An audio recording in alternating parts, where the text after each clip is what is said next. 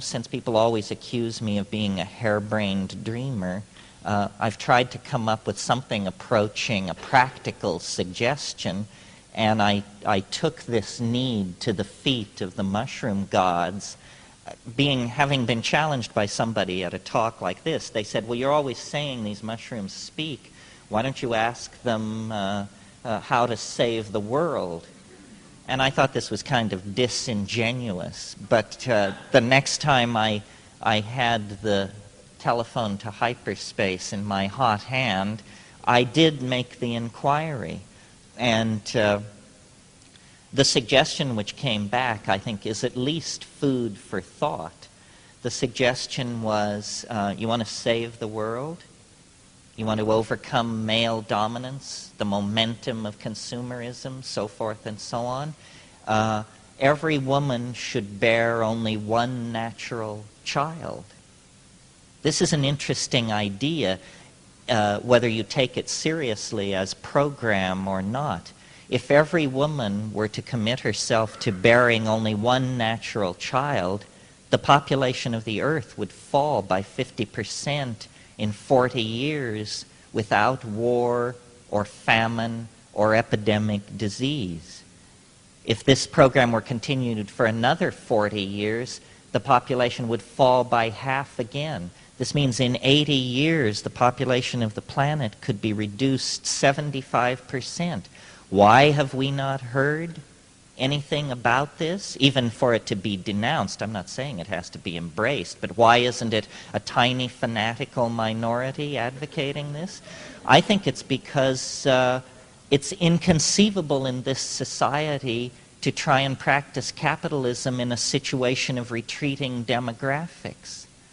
A woman in Bangladesh, well, let's put it this way, a woman on the Upper East Side who has a child, that child will have 1,000 times greater negative impact on the resources of the earth than a woman born to a child in Bangladesh. Where do we preach population control? Bangladesh, of course. If you were to go to Bangladesh and meet a woman who told you that her life's ambition was to have 1,000 children, you'd think you were confronting a social criminal of some sort, some kind of complete sociopath. But in fact, a woman in Beverly Hills or on the Upper East Side who decides to have one child is in that category. Now, interestingly, if we want to change the world, then we need to reach those women. And interestingly, they are the women that one would be most likely to reach.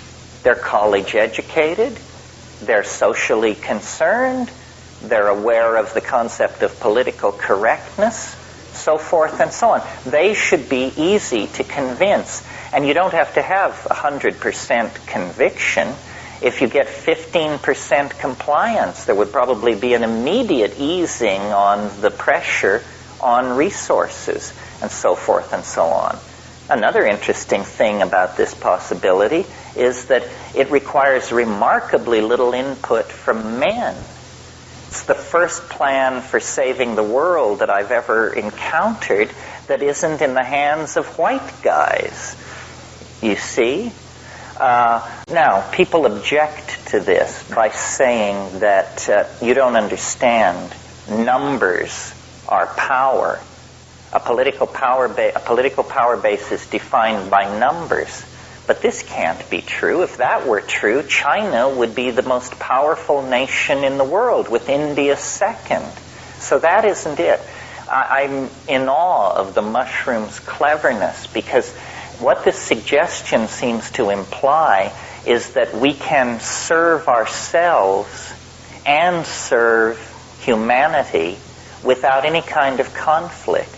Because one could go to this hypothetical woman on the Upper East Side and say, how would you like to have a vastly expanded disposable income and a tremendously larger amount of leisure time and authentic status as a political hero at the forefront of the battle to save the planet. For crying out loud.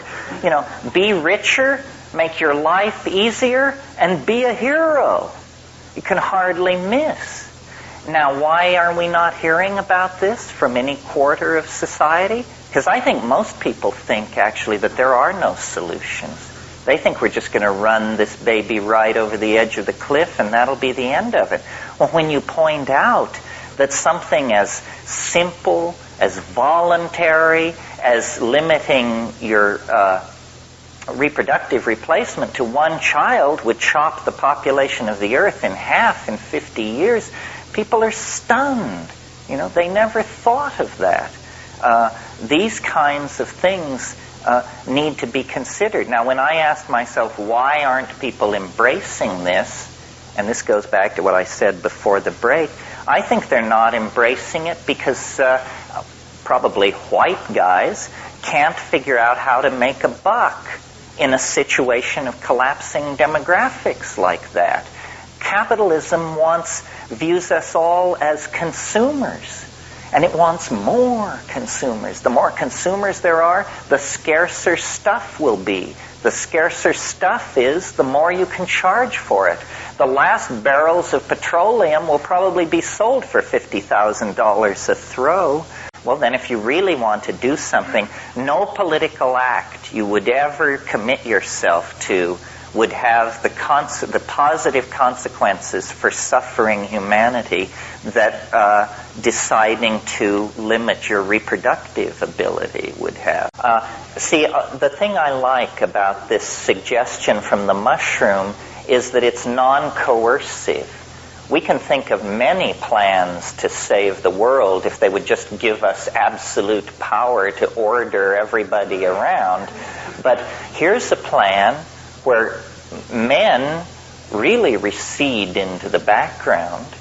Now, women have always, within the context of modern feminism, have lamented their powerlessness to do anything about the male-dominated world.